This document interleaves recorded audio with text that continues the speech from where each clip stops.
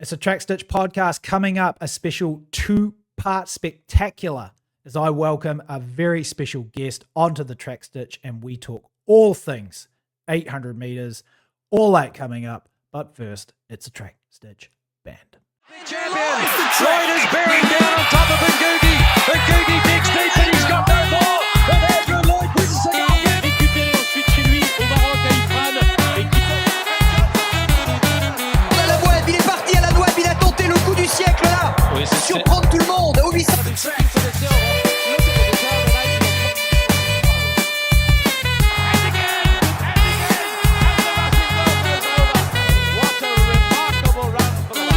Final of the men's 10,000 meters in 19. Not the ball out. Oh, it looks to be.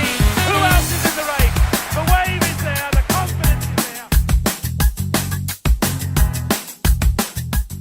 We're recording the podcast earlier in the week. As I said in the intro, if you are a fan of the 800 meters, if you love the 2-lap distance, then this might just be the greatest podcast that you will ever listen to in your life, because joining me is the Mr. Miyagi of the 800 meters, the tycoon of 2 laps.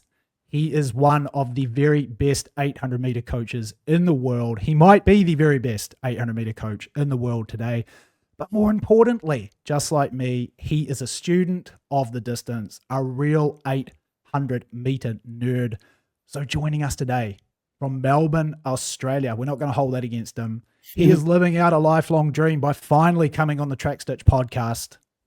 It is the one and only Justin Rinaldi. Justin, welcome. Thanks for having me, and thanks for that introduction. It's all true, obviously. But yeah, I think you and I are equally 800 meter nerds. Yes, I mean, this is going to be an awesome conversation. Just a little breakdown for the fans. They've been, we are the People's Podcast. I know you listen to the Track Stitch. You've heard that before. The fans have spoken. They said they want to get more guests on the show. You are our second guest. So Peeve has been relegated to now the second best guest that has ever come on the podcast. And, just a bit of a breakdown of what we're going to talk about today here. We've got so much to talk about in the world of the 800 meters. I think we're going to start off a little bit of your journey as an 800 meter athlete growing up in Australia. Obviously, then you started coaching with the Fast8 Track Club. We've got a bit of a nerd out session. We're going to have a look at some of the all-time greats over the 800 meters, who are the best runners, men and women. Some great stories there. I've got a quiz for you, probably the most difficult 800 meter quiz to test your mettle there. And then we have got probably the highlight of the show is we're going to take a look at 3 of the great world record performances of all time, analyze those, and then ask where the record is going to go in the next foreseeable future. How does that sound? Sounds awesome. Looking forward to it. So let's get into it. I mean, this is going to be a lot of fun. Yeah, I mean, this is going to be great. So, I'm starting to get into the summer season down in Australia just before we really dig in. How are things going with the group? I know that you've got some exciting new additions to the Fast8 Track Club down there. How's things going? Yeah, really good. Like it's supposed to be coming towards summer, but it's been quite cold the last few days. But a few of my athletes are coming out from the Netherlands and from Japan. Awesome. I've got an athlete from Trinidad and Tobago who's based in the US is coming out. So we'll have quite a few athletes here over November, December. Then they go home for Christmas. And then we try to catch up again in May or April, May. We'll try to catch up again. Yeah. So my guys are across all over the world. So Australia, New Zealand, Japan, the Netherlands, Ireland, the US. I got an athlete in the Cook Islands. So I cover nearly the whole globe. Awesome. All right. Yeah. Well, should we get into it? Yeah. Okay. So growing up in Australia, like New Zealand, we are countries that have got so much access to so many different sports growing up. It's very much an outdoor sort of lifestyle, swimming, rugby, cricket, soccer. You can do almost anything. Like, were you always a track and field kid? How did you get into the sport as a youngster, or were you late to the sport? What was like your real formative years like? I think this is really interesting to hear your background and how you became just like to be so passionate and enamored with the sport, and then ultimately the 800 meter discipline. Yeah. I think typically in Australia and New Zealand, we do all the sports. So I played football, cricket, baseball, did volleyball, did every sport, and athletics or track and field was one of those sports you did at one point of the year. So I always ran every year from primary school all the way through to high school. And it wasn't really until year 10 or 10th grade that I got really serious about my running. So I'd only, race 3 times a year in school sports. And then that was it for the rest of the year. In year 10, I was playing a lot of tennis, and I dislocated my shoulder, actually playing cricket. We're playing indoor cricket, and my arm got caught in a net and dislocated my shoulder. So I couldn't play tennis for 6 months. So I started running, and it was, it took off. I think I went 213, 209, 156 in 3 races. And then I was hooked. So then I became a runner from then on. So, were guys like Rolf Dubal and Herb Elliott and those, old legends of Australian middle distance running, were they heroes for you guys that you learned about and then look up to? It's exactly the same for me with like Peter Snell, Murray Halberg, John Walker. Those guys were actually, doing their thing long before I was even born. But was that the same for you? Were those guys that you look up to and within the sport? Yeah, I think once I became more involved in the sport and started to learn about the history, obviously, Herb Elliott and Ralph Dubal, and those guys were people that I really looked up to. But then, towards the latter part of my career, and that Australian record was getting older and older, and Ralph was very vocal on how soft we were as athletes and we weren't training hard enough. Same in New I became Zealand, like a little bit resentful of Ralph, because I knew how hard I was training. And to be told I wasn't training hard enough became a real challenge. And that's why I was really excited when I started coaching. I had a big goal to break that Australian record before it turned 50 years old. Similar to the New Zealand record, it was like nearly 60 years old, I think. That's so funny you say that. That was exactly the same for me with Snell. The world had kind of moved on from the 100 mile per week thing. I was trying to figure out like what I want to do. Was I going to train like Seb Coe? How many Ks a week did he really run? All this kind of stuff. And always in the background was Snell, who by this time was in the US. It was just like, these guys don't train hard enough. They don't put in the mileage or the hard yakka. It's so funny. Our countries are so similar in that respect. It is. But that said, they're amazing athletes, and they deserve all the respect we should 100%. Give to them. But just let us be our own athletes, and we don't have to do things exactly the same. So when you were a teen, it was guys like, Pat Scammell and Barry Akers. There you go. That's a name for you. And Simon Doyle. Like, those were the preeminent middle distance runners of the 80s. And then, your group of contemporaries were guys like Grant Kremer and Brandon Hannigan and Chris McCarthy. And then you had Sean Farrell and Mark Tonks in New Zealand.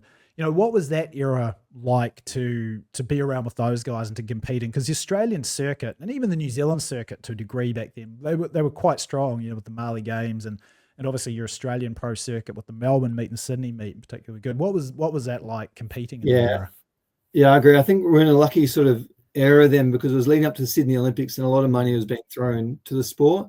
In particular, those meets in 97, 98, 99 in Melbourne and Sydney were really big. We had packed crowds and stuff like that. And similarly, I used to go across to New Zealand and do those sort of races in the January period, and then we come back to Australia and do so it was great. Yeah, I think we got caught up in wanting to be the best in the country rather than focusing bigger picture and being the best in the world. And we got stuck in that 146, 147 type races.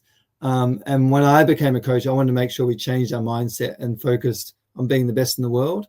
And not just trying to beat Australians. So it was a good era, but I think we missed a lot of opportunities to be a better, because I don't think the athletes today are less of athletes than they were in the 90s. I think they're comparable. It's just, we just didn't attack races enough. Yeah. No, I mean, that was the same in New Zealand. It was, you don't feel like you want to do that, but it's just something you slip into. I can 100%. Sort of understand that as well. You ran your PR over 800 Prefontaine 95. That must have been an awesome meet to go to. There was some good stuff happening that day. I just had a look quickly at the results. Was that sort of like your first big meet out of Australia? Yeah, I was training with Michael Power, who was in the men's mile. He was actually still in high school. So he ran 3:58 as a high schooler. It made no noise in the US because no one knew who he was. Yeah. So I was over there with him. And I wasn't in the meet, And then the night before, someone pulled out and they put me in. So I was wearing my club singlet because I didn't have any racing kit there, and I had to borrow a pair of spikes because I didn't even have spikes with me. So it was great. Yeah, I finished 4th there. I think I was 13th with 300 to go. Wow. And there was an Australian guy who was rabbiting and decided not to pull out at 600. And this Australian beat the Australian thing. I got to beat him. Yeah. So I weaved my way through the crowd and finished 4th. Awesome. Ironically, the one person ahead of me was Brad Sumner, who's Will Sumner's dad. Oh. So, yeah, that's how I met the Sumners through that race there. And William Tanui was behind me. I think Semi Langat won that race. Yeah. Yeah. I mean, So I've never lost to William Tanui, who's Olympic champion. That story is actually really similar to Nick Willis. Just slight segue here, 1500. Yeah. Nick Willis in 2004, he had his big breakthrough race in Rome. We ran 3:32, broke his PR by like 4 seconds. It was the same thing. Like he traveled to Rome, slept on the floor of somebody, didn't have any accommodation, and then somebody pulled out of the race. Next thing, he's in the main field, and he famously beat Hirscham El Garouge that night. So it's just crazy, like how these things happen. So, so 1995, you run this time in Prefontaine, but 1997 was really that was the season where you went to Europe, right? Was that for the first time? Like you really did we went in campaign over there? Yeah, I think I went in 95, but it was really just those really small meets in Finland and stuff like that, but it wasn't great. But yeah, 97. So my father moved to Los Angeles. Yeah. And when I went to visit him, I looked for people to train with, and the Santa Monica Track Club was there, Joe Douglas. So we had Kadivas Robinson and Johnny Gray and Gene Destine, who ran 145, and Al Royster was 145. So I was training with those guys every day. And then they were going to Europe, so I just tagged along with them. And that trip, I can't remember, that one or 98. I traveled with Carl Lewis, Mike Marsh, Leroy Burrell, Steve Lewis. It was an amazing trip. I was just this little tag along to these Olympic gold medalists. So I learned a lot from them. But what was that like? What were the main differences when you were running because it makes no difference, track's a big deal in Europe. I mean, they're the same kind of races that I remember running, Lappeenranta and Lapinlahti, and then, some of the smaller meets in Italy and, just trying to think, Rovereto, et cetera, et cetera. Yeah. What were like the main differences there for you? And what was like the biggest meet or your most memorable meet that you can remember running and where you were like, man, this is awesome. I'm here running track in Europe. Yeah, I can't remember what year it was. I don't remember now because there was one year there where I paced at the Rome Diamond League. I paced the 5K, Kip Tanui and Coleman wanted to break the world record. Wow. And Saleh Hissu ended up winning that race. He ran 12:50, which was the second fastest time ever. I just remembered I went there to pace the 1500, and Kim McDonald said, no, you were doing the 5000. And I think I had to go through in five minutes, or just over 5 minutes for 2000. And I was like very scared. I was so nervous that the bibs was stick on bibs. I put my bib upside down, the number upside down. And then I was on the start line. I realized my bib was upside down. But yeah, they were big meets, the smaller meets, it was just how intense each athlete was. I think when you're racing in Australia, everyone knows each other and there's some rivalries and there's a bit of argy-bargy, but in Europe, they don't know who you are and they'll just push you out of the way or cut you off and not think twice about it. So that's sort of hardened you more as an athlete, which was, exciting because that's what European racing is like. You got to fight for your spot, fight for every dollar, basically. Yeah. I remember when I went to World Juniors in 2000 in Santiago, Chile, I was in my heat, right? Yeah. And I'd run at the Australian Nationals in 2000. That was the first time that I'd ever gone out of New Zealand. I won the Australian junior title there, bit like Paul Byrne and Georgie Clark's brother, Tim Clark, who was a good 800 guy then. So I go to World Juniors, and in the first heat, I'm coming around with about 100 meters to go. This is just to validate your story. And I'm behind an American guy called Nick Davenport. And then from in between us, it is like a freight train comes running between us. And I went sprawling out into lane 3. And it was a Spanish runner, Antonio Manuel Reyna. And I know that you'll know. Oh, yeah, I know him, yeah. Yeah, 143, 143 guy. He, I think he won the World Cup 800 1 year in Madrid. He did, yeah. And that was my first introduction to how European guys raced. And, I went on to, I was fortunate enough to race against guys like, or say racing against, I was in the same race, Buka, just Yuri Borzakowski, like big guys who bounced you around. But yeah, I mean, it is a totally different level, and it was so different from what you would ever face running in New Zealand and in Australia. Yeah. Actually, my fastest ever race was in '98 in the B race, and Andre Buka was in the B race here in Melbourne.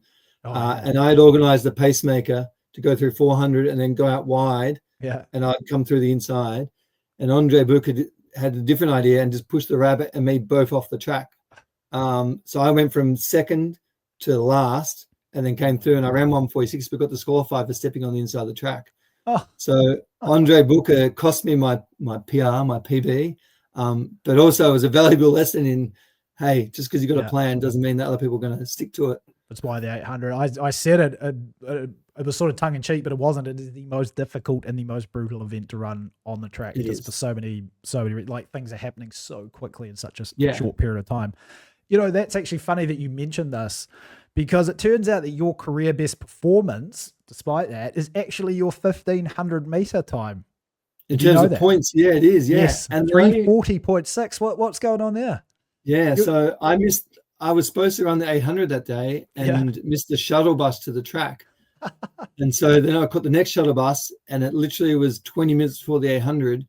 And I thought that might be too close for a warm-up. So I just asked to be switched to the 1500 and ran that. And again, I sat at the very back, and I went through in 3:03 and closed in 37 point and ran 3:40 and came fifth. God. But I think that was a bit of a curse, because then I thought I was a 1500 meter runner.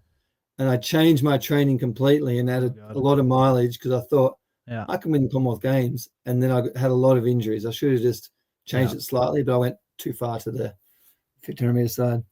So, obviously you mentioned earlier that how the track scene in Australia was really, on a roll and moving towards Sydney. And this happens in all nations, particularly back in that era, sort of in that 90s era. A lot of stuff happened in Spain, for example, rolling into Barcelona. And then but great sort of investment in sport with the Institute of Sport in Australia.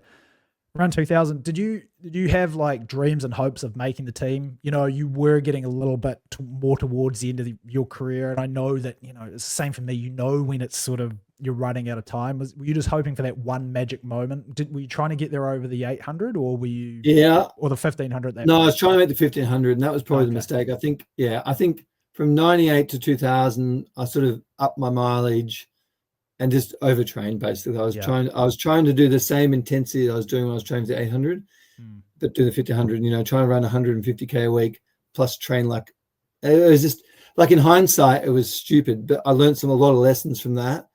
Now that I'm a coach, because I know how hard you can train. And I know we're going to talk about Josh Hoey later on. Yeah. But we were very similar. We could train really hard and not get injured, but we just get extremely tired. Yeah. So I know how hard you can train, but it doesn't mean it's the smart thing to do. I was at the end of my career. I had dreams, but realistically, I probably overtrained and could have done a little bit better, but that's the case. I think you and I need to have another podcast after this one talking about exactly that. I know we texted that a couple of weeks ago. It's so funny if you could go back and advise your former self of what not to do. I was in exactly the same way at one point. You start freaking out. Am I doing enough mileage? What if I did this? What if I did that?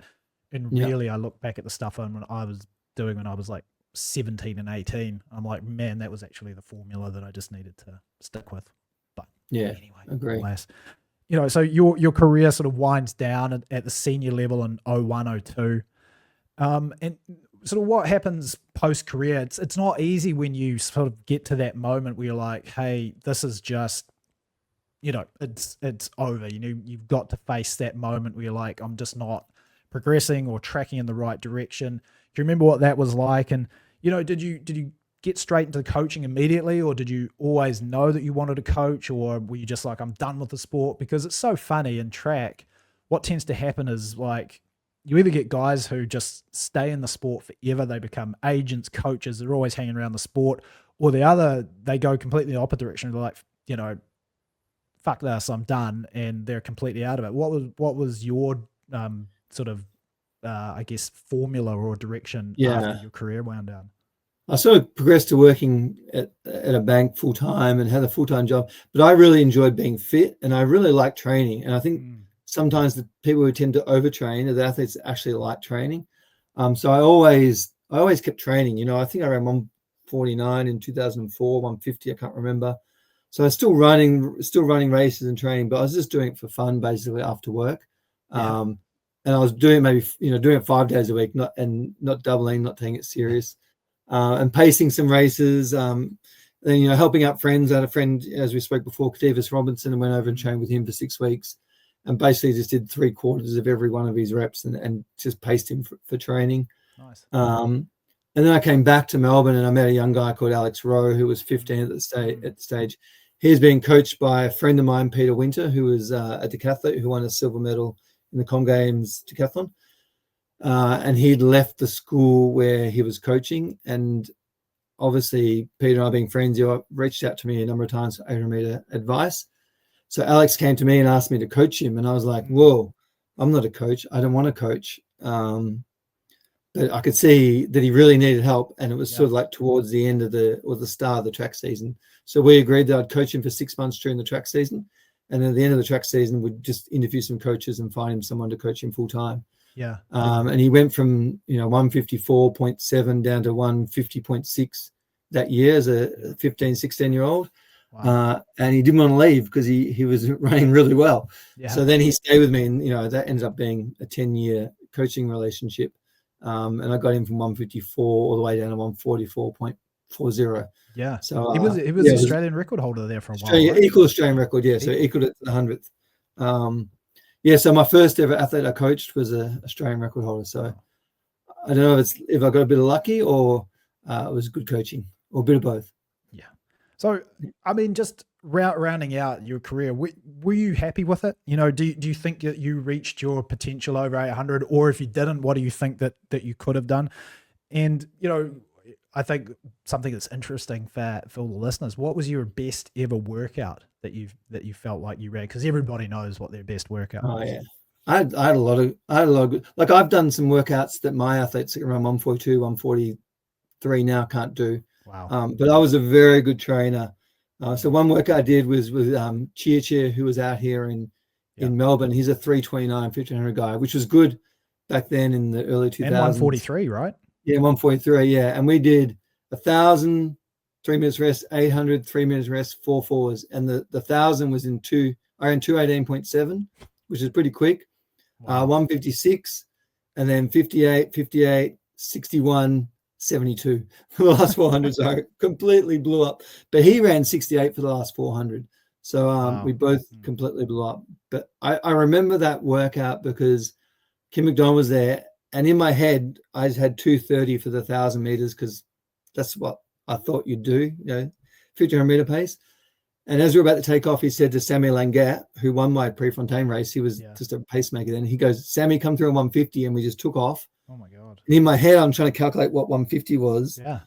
So for the first lap, I'm just calculating what we did. And then I crossed the line. It was so easy that I thought I could have run 215 easily that day. But yeah, that was probably my best workout because it was just something that I didn't think about ever doing. But I learned that we need to push ourselves more in training. Don't get fixed on ideas of what you should do. Like, this is what the best in the world do. So just try. All you can do is fail in training. It doesn't matter if you do fail. Not every day, but once in a while it's okay to fail in training. Yeah, Shano and I, we talked about that a couple of weeks ago on the pod, is that sort of 3 types of athletes, and you never want to get stuck in the middle. You either have the guys that just don't even think about anything at all. They're just like numbers and nothing to them. You either have the guys that on the other end are so smart that they're like, they learn to block it out. But the worst thing you want to be, or the last thing you want to be, is like stuck in that middle period where you're like, oh my God, I can't go through and this and this and this because this will happen. And not that you get reckless. That's what your coach is there for. But you as an athlete need to sort of just have this mindset of, just don't think, just run. It's the most classic thing ever. Yeah. And Josh Hoey and I are very similar that way. We probably overthink things. And Peter Bowl was the complete opposite. Like, I remember one day at training, we were doing a session, and Pete got halfway through and then asked me, what are we doing? What's the session? So he wasn't even thinking about what he was even doing. We're doing 10 500s on this loop with a minute rest. And he got to 5 and just said, what are we doing? How many of these are we doing? Yeah. And so that's the mindset that's really good for him. But I think there's still, you got to find that middle ground. Like you said, it's hard to find it. So what do you think you said you didn't, I saw you had a reaction when I said did you reach your potential? You're like, what do you think you could have in perfect scenario? And I think that's fair that everybody sort of thinks this, because what a lot of people don't realize is that when you get to a certain level in the 800, and particularly when you're trying to run times in Europe and overseas, it's a very rare percentage of athletes that actually really get to run up to their potential. Like, sure, if you're a lock-in starter at, say, for us it was like the Golden League, or Golden 4 for you, Golden League for me, or the Diamond League, you can be guaranteed that something's going to happen if you just hang around in good shape. But otherwise, it's, you're very much at the whim of just a certain race, and some of these mid-tier levels just going off. Some years they can be 143, 144. Other years they're much slower and it just doesn't happen. So very few athletes actually reach their potential. What do you think you could have, under perfect circumstances, run? Yeah. I mean, realistically, I ran 47.7 for 400 and 340.60, as an afterthought. And I think any athlete with those PBs would run 145 most days of the week. At least. So I think, and I've coached athletes who can't run either of those two and run 145. Right. Brad Mathis, for example. Yeah. So I honestly think I should have run 145. That's what I should have run. And then you get in the right race, you can run quicker. So that's why I think I was there or thereabouts. Like I had, and I don't want to make excuses, but I had a bad eye injury when I was 21 and lost sight in my left eye. So I really struggled in races dealing with that, like only having vision in one eye, particularly the outside eye. And I just I never felt comfortable. So that's why when I was training and you're on your own and you got a free track, I found it really easy. And I probably let everything out on those training sessions. Yeah. I really struggled in races to feel comfortable. And I don't know whether that played a part with it. And then I got a bit in my head. So I think, when I was 21 onwards, and that's why when I ran that pre-Friday Classic, I was sitting last. So I felt comfortable at the back of the pack because I could see everyone. Right. And then it was easy to get around people when they were tired. When they were still fresh, they'd fight you. But I definitely also have that kind of like hunter mentality. Like as you're passing guys, you gain sort of confidence almost subconsciously, and you're like, and you're just knocking guys off, and as opposed to the opposite. There's nothing worse than an 800 when guys start going by you and you know that you've reached that threshold point. You're like, this is going to be bad. And I really struggled in Europe when it was a bit more physical, and there was guys on my inside that I couldn't see, and they were barging out. So I just never felt comfortable in races after that point. That's all right. Yeah. It was an extra challenge, yeah? You don't need two eyes, really. As long as you got two legs, you're fine. Exactly. All right, so you get into coaching with Alex Rowe. Things go quite well. Fast8 Track Club now, a lot of publicity. A lot of people know about the Fast8 Track Club. There it is. Awesome logo. And you've had quite a lot of success with the group. So how did that sort of start? Who was your first prominent athlete? And how did you build and sharpen your training sort of philosophy as the Fast8 Track Club sort of kicks off? How much did that differ from when you were actually as an athlete running? Yeah. One of the things I always say to all my athletes, you don't have to worry about making a mistake, because I made every mistake for you. So I've already done everything wrong. So what we're doing is always right.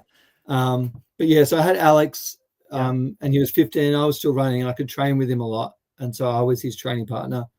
But then he was getting better and I was getting worse because I was in my 40s. Right. And I found myself getting really frustrated when he'd beat me at training because I was still very competitive.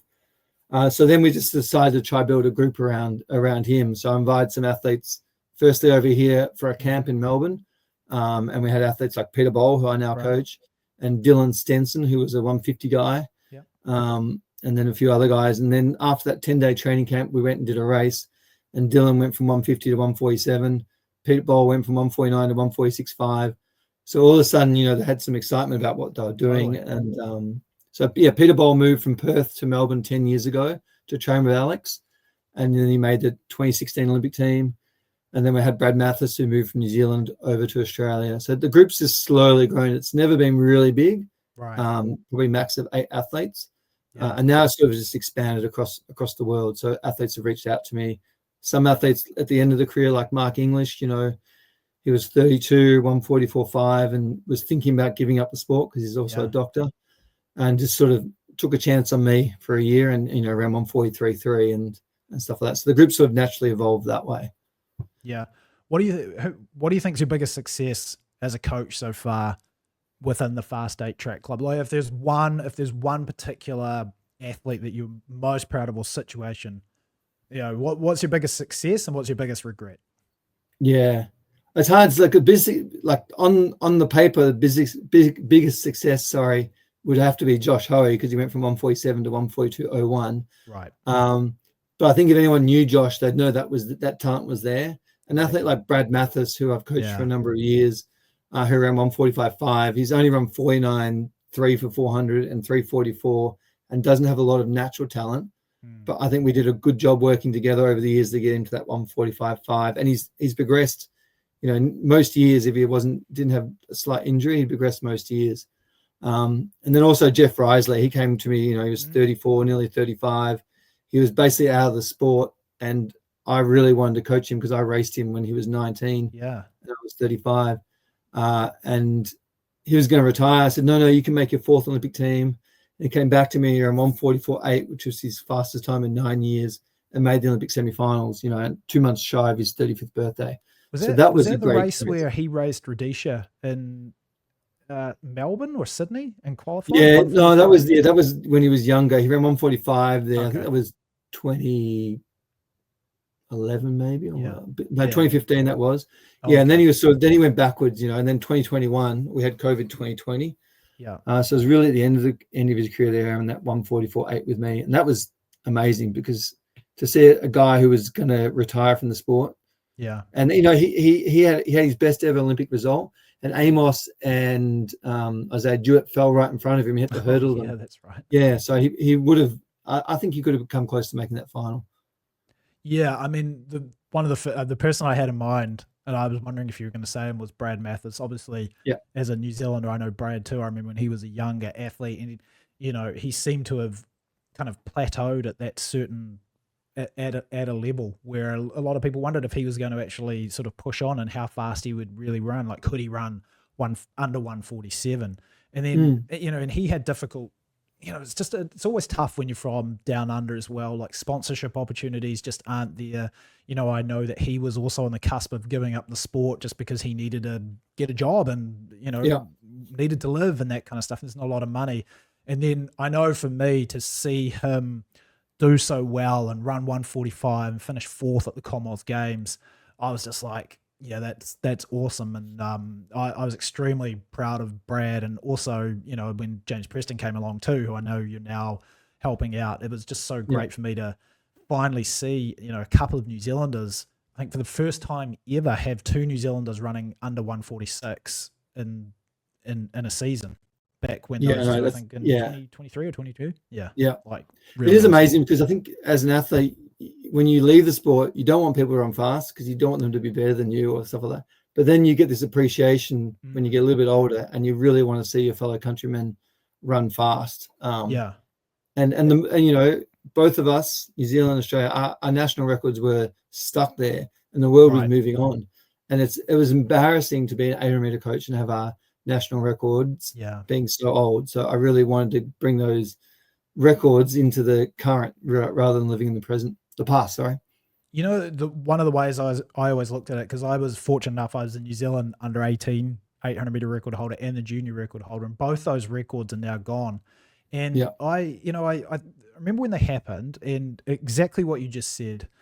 There would have been a part of me that, say, 5 years out of the sport would have been like, no, I want those records to last forever, like, selfishly, but for no reason, like, who cares? But I remember when those records went down, and James Preston, he beat the New Zealand junior record at the World Juniors, and I didn't know James. I was so happy that he did it, and I sent him a message on Facebook just to say, hey, you don't know me, but I've just seen you run this. This is awesome. Good luck for the final, because I think he ran it in the semis. Yeah. The way I always looked at it, it's like when you are fortunate enough to be a record holder, you become like part of the fabric of the event, and you don't realize that also like your times there. I think about back when I didn't have those records, I would look at guys like, the guys who held those records. I think it was Alan Bunce. Don't know if you remember that name. I remember Alan Bunce. Bunce was the under 18 record holder. And then there was another guy, I can't remember who held the junior record, but you look at those and I was like, yeah, I knew those names, and that was somebody that I aspired to beat. So it's almost like you take your place and you become part of the fabric of those events, and in a little way you contribute to those records and the ever improvement of them. So yeah, I know exactly what you're saying. Yeah, it's really cool. It's funny because one of my very best friends is Paul Byrne, who won the 94 World Junior Championships. Right? And he held a national junior record at 145.91, and he's not really involved in the sport. But when Peyton Craig broke his record last year, 2024, I messaged Paul with Peyton's number saying, can you please send him a message? Yeah. Because it will mean so much to him, because your name's in the record and they look up to you, even though they don't know you. So yeah, I like the history of the sport, and I know that people appreciate small things like that. Yeah. And it's no big deal for you to send a message, but it means a lot to them. So yeah, I was really grateful for Paul to do that. Awesome. All right. So speaking of the Fast8 Track Club, you mentioned this guy a little bit earlier, Josh Hoey. You coached Josh for a couple of seasons. I guess he is a name that has helped thrust, the Fast8 Track Club into real prominence, especially over here in the US, extremely high profile athlete now. He is only one of 5 men who have ever run under 330 and 143 for 800 meters. The other 4, do you know the other 4? Coe. Yes. McLuffy. Yes. Cram. Yes. This is the one I didn't get. So is it the Bala? No. Oh, no, here in 143. Suleiman. Suleiman, from Djibouti. Yes, he did. Yeah, and then Josh almost broke his 1,000-meter indoor record, ironically. Yeah. But also this is also very impressive. He is only one of 2 men to have ever run under 330 and under 142.50. The other guy is Sebastian Coe.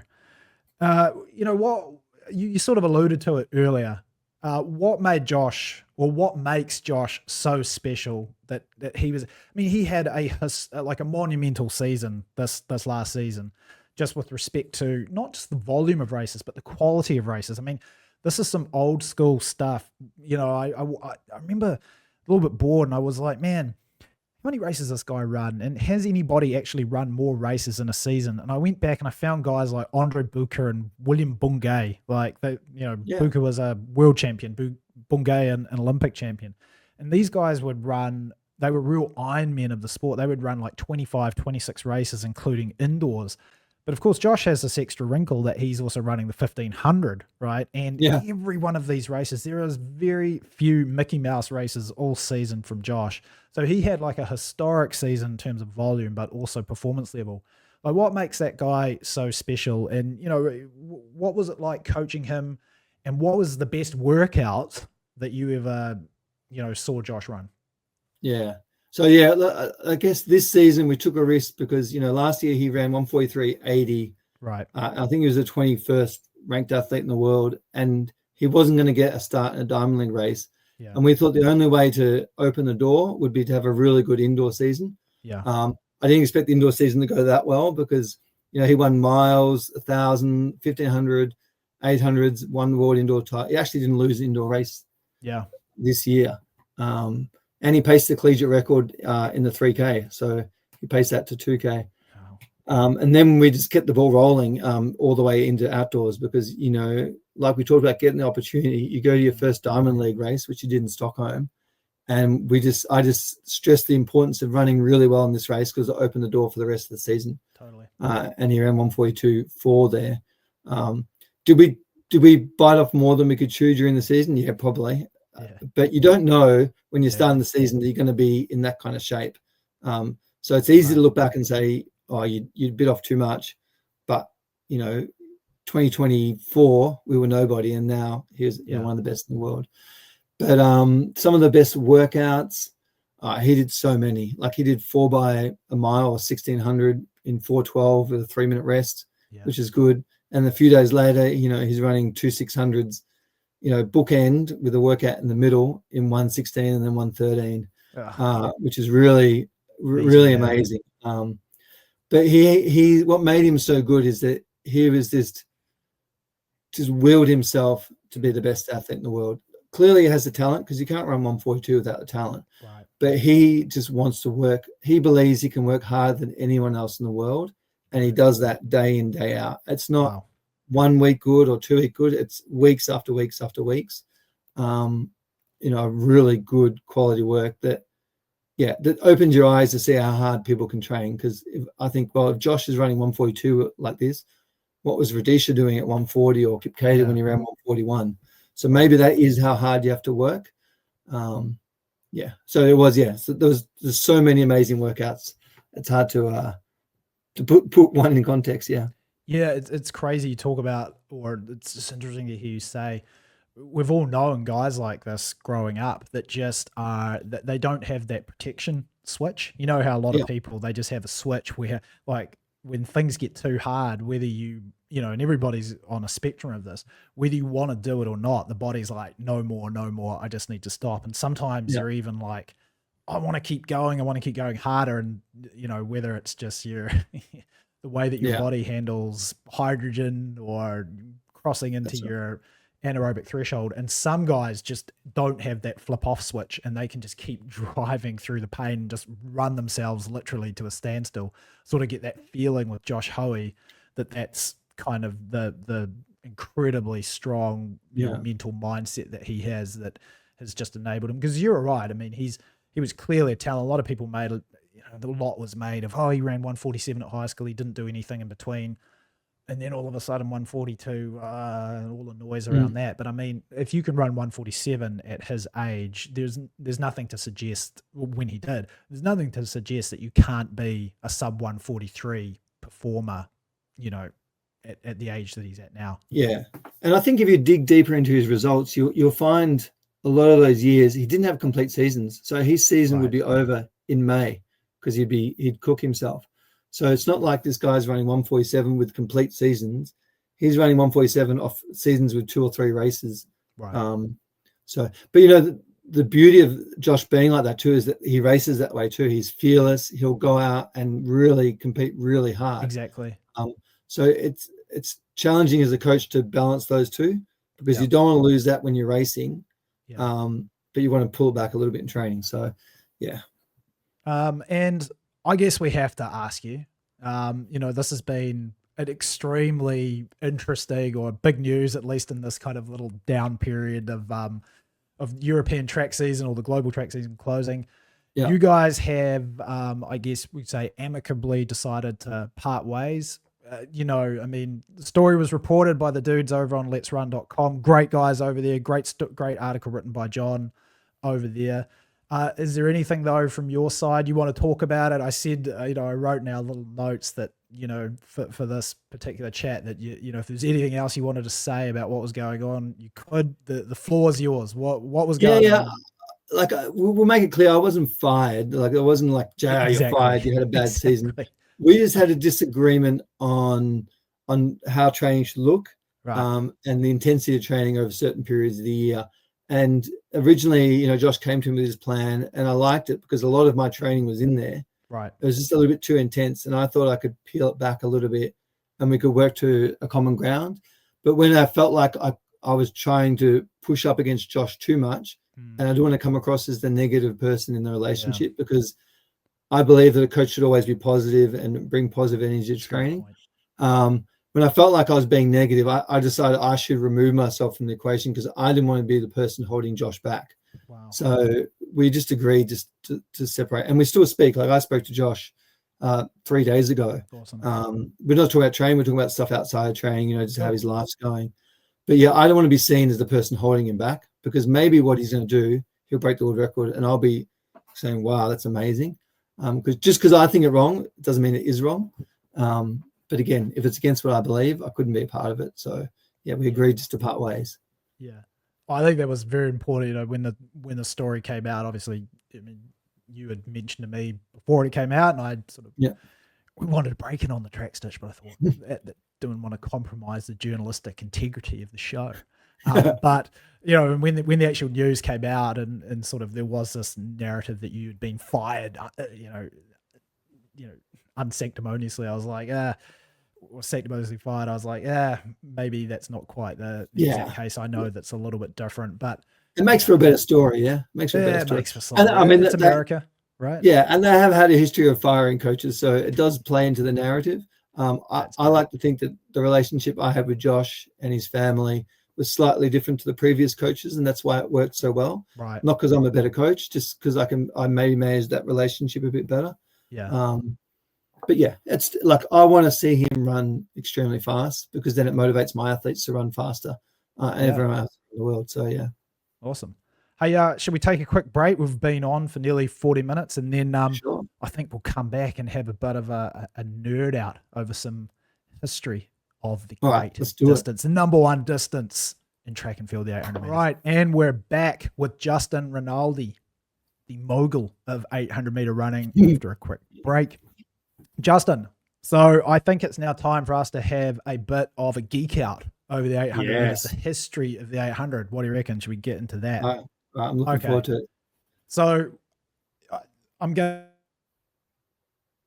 to just hit with a 51st lap for us.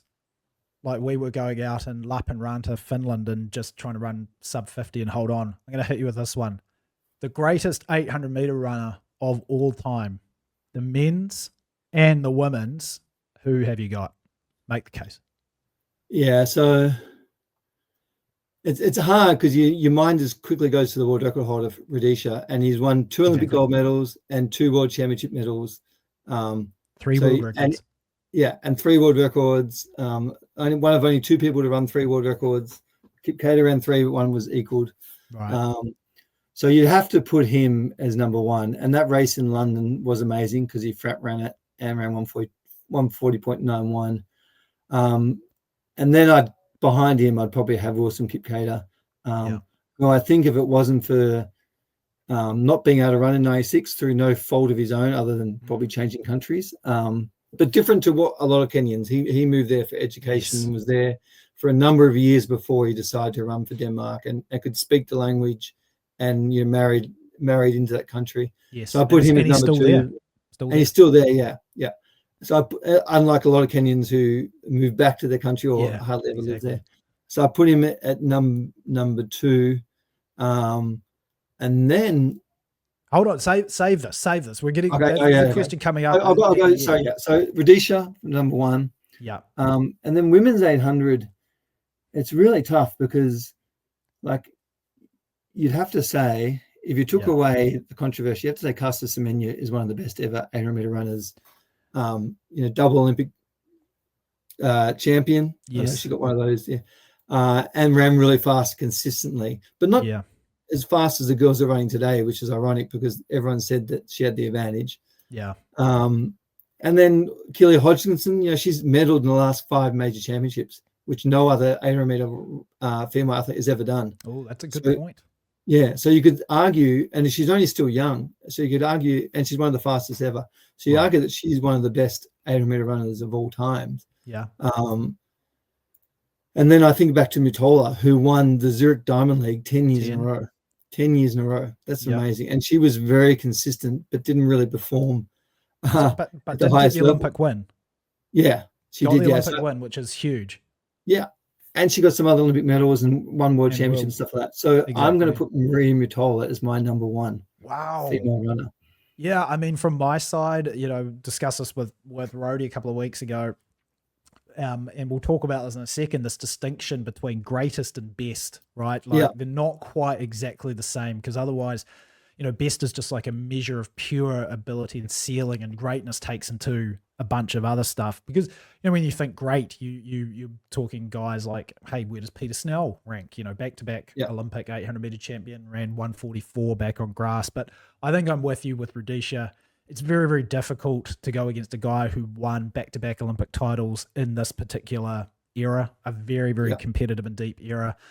3 world records, on his own, so without a tie. the first guy to take it under 101 seconds in the yeah. manner that he did. It's very, very difficult to go against a guy who runs the world record in an Olympic final from the front, the way that he did. Yeah. Such an iconic race. On the women's side, I was going to say kind of the disclosure is that we have to weigh things up under the circumstances Yeah, that we know, yeah. right? Like, we suspect some certain things about the world record holder, Jarmila Kratovic-Lova, but the reality is the record was still ratified. It's still there. The same with Caster Semenya. Caster was competing under the rules that she was able to compete under. It was not her, and when the rules changed, then it was that. I mean, I'm not going to let the cat out of the bag because there's another stat that you may have missed that I might be able to catch you on the quiz, but she did win back-to-back Olympic 800-meter titles, which is massive. And, 154, was it 154.0 or 154.10? Like low 154, right? I have to check that. I don't know if she ran that quick. I know she won the Olympics in 155.19, maybe. Let's check what she ran. Hold on. I'm going to look it up right now because okay, I know what it was. No, I think you're thinking of the Kenyan girl who ran that fast. Pamela Jalimo ran 154.01. Yeah. Caster Semenya ran 154.25. So yeah, pretty it's good. Quick. It's not out of this world ridiculous. No, it was quick for the time. Yeah. Another name that didn't come up here, Anna Fidelia Kiro. Yeah, she was very good. Yeah, and she got unlucky back in the late 90s. Yeah, she had the East Germans she had to compete against in 88, and then the late 90s she was very good and had that horrific accident where she was burnt terribly, and she broke 50 for 400 and ran 154 as well. 154.44 back to back. She won the world championships back to back in 95, 97, I believe, and she also has 2 Olympic medals. So kind of not quite the same career as Wilson did, but in what it is the same with respect that she was a multiple world champion that walked away from 2 Olympics with medals, even though they weren't the golds. So that's an interesting one too. The women's is tough. I think there's Very no clear standout for the women. Yeah. And the crazy thing is we didn't even mention Jarmila, right? World champion back in an era, like this was in the world championships are only every 4 years. She did break the world record in quite impressive fashion. I don't know, but I think just recency bias and not having sort of that kind of Olympic medal or more medals in major championships maybe count against her. Plus also the implication of some. I mean, the one thing about her career, she started competing when she was 15 years old in track and field, and ran world records when she was 30. Most talented athletes tend to run their world records a little bit earlier if they've been in the sport for that long. Exactly. So there is some doubt around her record. All right. So greatest. I mean, I'm with you. I might put Caster Semenya as the greatest female 800-meter runner of all time. Once again, based off the conditions, I'm inclined to go Matola. Like you said, it's very, very tough on the women's side. It's almost a better conversation. But this is a good one. Who is the best 800-meter runner ever? So this is, a lot of people might say, what do you mean? Like, they're the same, great and best. I don't quite think so. Which 800-meter runner on the men's side had the greatest ceiling of all? I suspect I might know your answer, but go ahead, shoot. I might surprise you. I'm going to go Joaquin Cruz. Oh. Because, you know what? Joaquin Cruz, I mean, he was unfortunate. So he was born with his femur 2 centimeters shorter from his left to right. And it was tough for him to actually string a number of years together. But, he ran a world junior record in 1981. He was in the world champs final in 83 when him and Peter Elliott were pushing for the lead the whole way. Yeah. Won the 84 Olympics, an Olympic record, 143.00. That's right. And then went on in Europe and ran 142.5, 142.7, 141.77 in a week. Yeah. And then came out the next year and ran equally as fast and then faded. I just think, given his limitations and running is hard. If you've got one leg 2 centimeters shorter than the other, it's really hard. And to produce those results is pretty amazing. So I'm going to go Joaquin Cruz as my greatest ever best 800-meter runner. Best ever. The best. Yeah. Oh my goodness.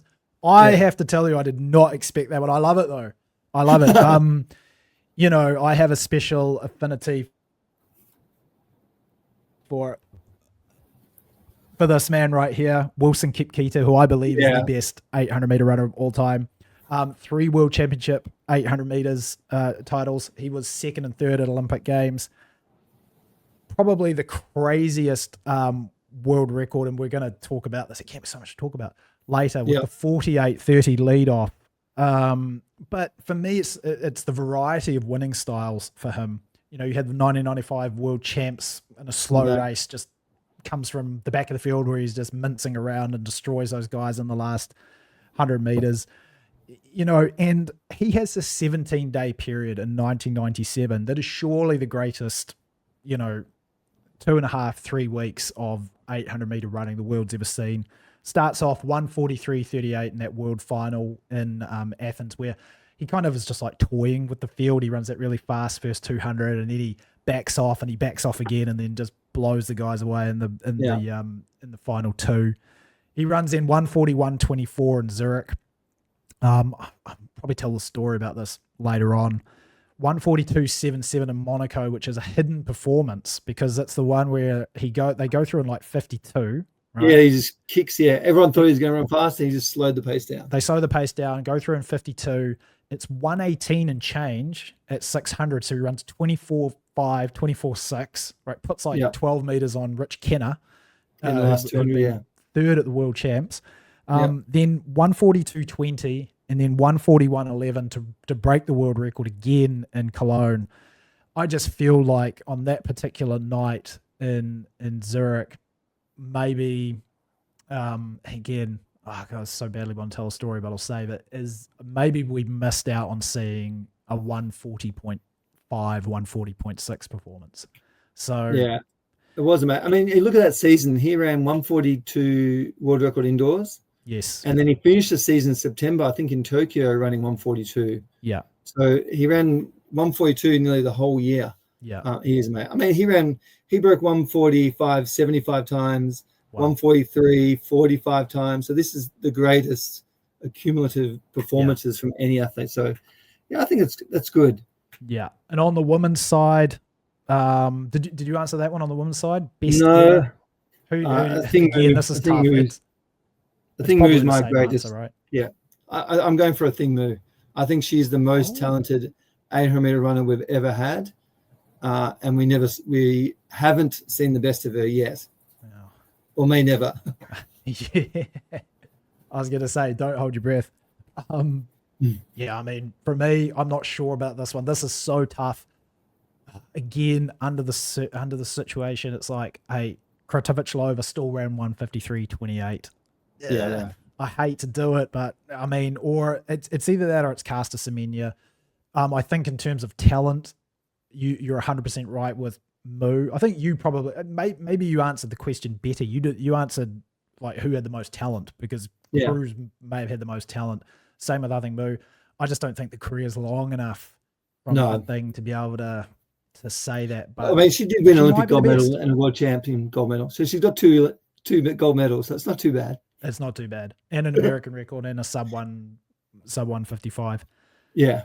What's your favorite? What is your favorite 800-meter performance ever? Again, it's hard to go past Radisha's just because it was just, no rabbit Olympic final, and he just put it out. And he told everyone, he told the Kenyan guys before the race he's going to go for it and don't go with him because you'll die. Wow. And he just went for it. He probably should have run faster that day than he actually did. If he evened out his effort, and we can talk about it later on when we watch the race, he made some slight mistakes in that race in terms of the way he managed his effort throughout the 4 200s. Totally. So I think he could have run low 140 that day. Wow. So to me, to make a few mistakes and still run the current world record, I'll go that's the greatest performance. What is your favorite, actually? I mean, I got a few ones that, I mentioned it, the Kipketer, just a stunning to go through in 48. Yeah, that Monaco one is great. The Monaco one is good. Watching Paul Oreng when he won the world indoors in 89. Yeah. Just glide through the field and break the world record. And I know that you've mentioned this one too. The Kipketer indoor 142 is pretty mind blowing as well. Yeah, I mean, you can if you haven't watched it yet, go back and watch that race. He's leaning on the fence before the I'm ready, leaning on the fence because he ran 143 world record in the heats. That's right. He ran 148 in the semi and then came back and ran 142 in the final. So I mean, without I said, I'll probably tell the story in full later. Bolney, I asked him about that world record, and because this was also back in an era, didn't really focus that much on indoors. And I was like, man, how could you must have been like peaking for that, right? And he was like, nah. He's like, I just wanted to show my coach that I was in good shape. And so he basically just turned up, like no real focus on no races beforehand. That was it. No just races. Probably did a couple of sessions of stride outs or 200s or something like that. Yeah. 142, 67. Another one. This is a good one too, though. Steve Cram, from Edinburgh. Commonwealth Games. Yeah. That is I kind of just always love that one too. The stately Steve Cram prancing around at the back of the field. 143.22 is that what he ran? No, I can't confirm that. That may be part I of. think so. Later, I can't. Yeah, Tom McKean was second, but yeah, he went through the back. He was like 51.8. And just even split. Yeah, even splits. Pat Scammell was in that race. Yeah, it was very good. But when he wound up down the back straight and he just I think he put 20 meters in the field. Yes, and Peter Elliott was in that race too, and Tom McKean. So they were two like legit dudes there. Pat Scammell. It's surprising that Pat Scammell didn't take him out down the back straight. I think on the double Cram, I think he ran 3:51 to win the 1500. Yes, so like and polar opposites. Yes, and what happened in that race is I can't remember the other English guy that got the jump on him, but someone got a massive jump on him with like 450 to go, and I wish I remember the name, but he mowed him down with about 150 to go, and the guy still held on for second. But that's another like really awesome race. I just thought I'd give an honourable mention. That's a good one, to Crammy there. All right, so you were trending in this direction earlier. Let's do our Mount Rushmore of 800-meter runners on the men's and women's side. This is a little bit easier. We don't just have to pick one. We've got a choice of 4. Yeah. I know ours are going to be different now, but you go first. Who is your men's Mount Rushmore of 800-meter running? Yeah, so I got 5 or 4? You got 4. Come on. 4. Hey, I'm not American. But I think we're just going to go through them because I just say Kip Cater because he's won 2 Olympic medals, 3 World Championship medals, and run, fast multiple times, 3 world records. So he's won. Radisha is another one because he's got 2 Olympic gold medals, multiple world records. Sebastian Coe, like he brought the event. Yeah, he brought the event forward. When he ran 141.7, which we're going to watch, the next fastest is 143.5. So he was miles ahead of everyone. Like we need someone running 139 to be that distance ahead. Yeah. And then it's the 4th one's really hard because like your mind's fresh and you're thinking about, Wanyomi, he's won Olympic gold and the world champs. Right.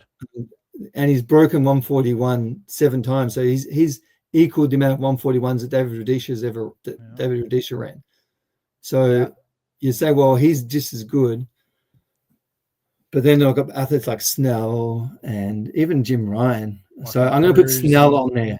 Like a double gold medalist and a world record on grass is amazing. Yeah. My only slight is the depth and the number of people we have to compete against, and the amount of times you raced wasn't as big as what the athletes do today. So I'll put Snell on there as well. Oh, yes. Well, we did. We matched. That's what I've got on my Rushmore as well. Look at us, the Oceania boys, like representing each other. I love it. I love to hear it. A bit of Anzac spirit, mate. So Snell, Kipketer, Radisha Coe. I agree with everything you said there. Kipketer, I mean, I had him personally as I had Radisha as my greatest 800 guy. Kipketer is my best. I think Coe, you can't understate what he did for the sport. Took the world record from 143 to 142, and then from 142 to 141. Also in an era, where just like going after world records was not as prevalent as they were now, like in concentrated form, right? So these guys were not like, you think about some of these Kipketer and Radisha seasons in particular, where these guys were specialists, just like charging at the record multiple times. That wasn't the case back then. So I think Coe definitely deserves a spot, even though, incredibly, the only major championship he ever won over the 800 was 86 Europeans. Yeah.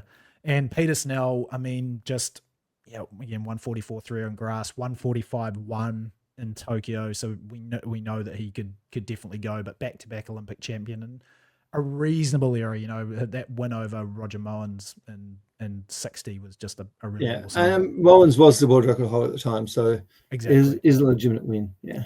Women's side, the Rushmore. Women's is tough. So Caster Semenya's on there. Jamila Krasnov-Vilova. I mean, you have to have the world record holder on there, even if you don't 100% agree. Again, it was a different era. I've got to put Mutola on there because I think she just her length of a career, and then I'm going to go with Keely Hodgkinson only because of her winning medals in the last 5 major championships. That's a good one. And she's Olympic champion. Yeah, I had AFQ and Fidelia Kiro on there, but I thought long and hard about Keely with respect to this position, so I'm fine with that actually. All right. Yeah. That's tough. And then you got someone like you, and the listeners probably won't know, but there was an athlete by the name of Madeline Mannings who won the 1968 Olympics, and she won by over 10 meters. Like that's there's not many. You go watch 800-meter races. Not many people win by 10 meters. Even Radisha didn't win by 10 meters. No, and she ran 157 back in the 60s. Yeah, so she was a great athlete, an Olympic champion, and probably ahead of her time. And went to 3 Olympics and got boycotted for her 4th Olympics in 1980. So there's an athlete there that like people wouldn't know who she is, but in terms of winning Olympics by 10 meters, I'll give you an honorable mention for the mountain. Yeah. All right. Okay. Great. The mountain is locked in from the Ayatollahs of running here on the track stitch. All right. Okay, so that was part 1 of the podcast. We were having such a great time talking all things 800 meters, decided to split this one into 2 parts. So I'll be posting part 2 of the podcast either today or tomorrow. Make sure you tune in for that one. But this was part 1. Hope you enjoyed it, and we'll see you back for part 2.